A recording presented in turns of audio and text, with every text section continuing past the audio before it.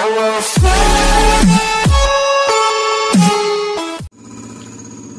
алейкум, аге. Вы же из посольства, да? Информация угайын дедим эле. Биз такси жамаатынанбыз. Информация. Эмне жамаатынан? Такси. Ал такси болуп иштеген экен.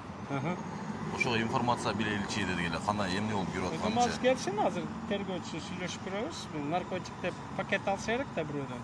Пакет албаш керек да. İçine наркотик, эмне, оружие, бомба да салып коет да. Вообще не надо.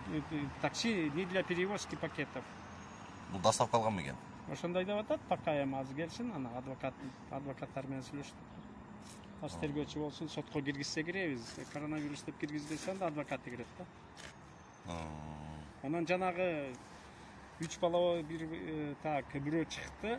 Бирөө 2,5 жыл алган. Бир баланын тергөөсү бүтө элек.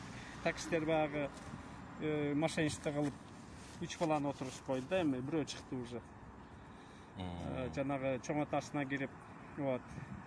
Онун баягы телефонун алат дагы айтат: "Зайди к дедушке, у меня проблемы с полицией" дейт дагы таксист балага. Аны ол дедушкасына кирет. Дедушкасы кирсе, мой внук андай эмес деп.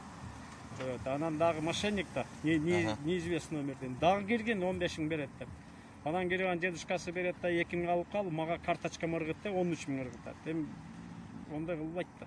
Аз көбүнчө таксистерди подстава кылып атат, да, значит. Ошондой болот да. Ошон үчүн албаш керек пакетти. Такси эмне үчүн? Пассажир, его пакет, пожалуйста, проблем нет. Анан мен акча кызыгып эле. А бир бала 10 миң, 15 миң, 20 миң алган. Ошону албаш керек. Ошондой эки жол менен подстава кылып атат да. Бул крупный размер. Сначала бир жерде заказ алган да, же пакетти алган да, өзү кылбайт да. Такси менен ким эле наркотик сатат. Сразу номер билип коет.